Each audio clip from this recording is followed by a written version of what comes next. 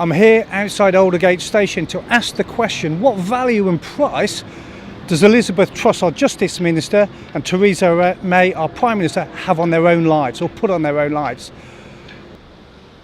I was on my commute on the way into work this morning, and I was incensed by an article I read in The Guardian, and it was called "Prison Watchdog Condemns a Lack of Action on Rising Female Suicides."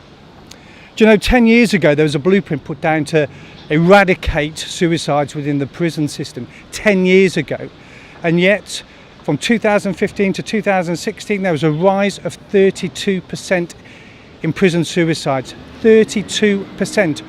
Every 3 days somebody kills themselves in our prison system, every 3 days, and those are the ones that succeed. I dread to think how many attempts that fail within the system.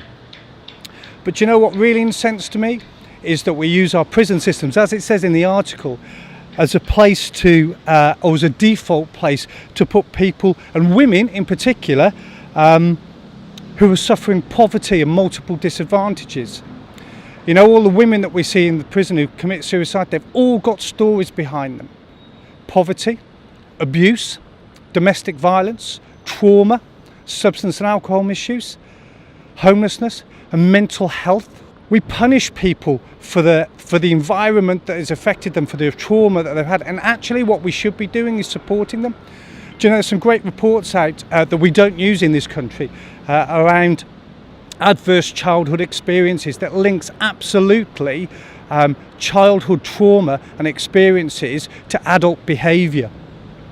It's just a reaction. We're all part of we grow up in environments that shape us and form us and affects our behaviour as we get older.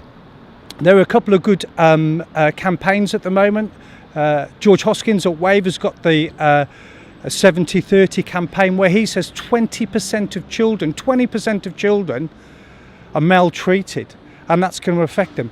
But what do we do when they become adults? We punish people. They spent a childhood, a lifetime in punishment, and we punish them, when actually we should be supporting people. Now, I know that costs money, but here's the thing: how much? How much are we prepared to spend on another human being's life? And I'd ask you the question, if it was you stuck there, how much would you put on your life? Hence the question to Elizabeth Truss and Theresa May: what price would they put on their life, and how much do they value it? Because I'm damn sure that what we should be doing is supporting and helping people, not punishing them and exasperating the situation and making it worse to a point where people actually take their lives or want to take their lives. That's outrageous. Do you know, if you're watching this video and you feel any compassion for humanity at all, we should be passing this on, and we should be asking the questions of our central government, Theresa May and Elizabeth Truss. What are they going to do about it? What are they going to do to support people, rather than just completely using the prison system as a dumping ground for people with multiple disadvantages? If you're a woman, you should be up in arms. Anybody, we should all be up in arms. So listen, I'm going to put a link to the article below this vlog. You can follow Expert Link on Twitter and Facebook and things like that. But do you know what? Pass this on. Let's start a debate. Let's start a conversation, and let's start challenging our government about the way that they are treating, in particular, women who've been abused and have suffered domestic violence. Till next time, stay safe. Don't give up. Don't give up. Don't give up. Don't give up. No matter what.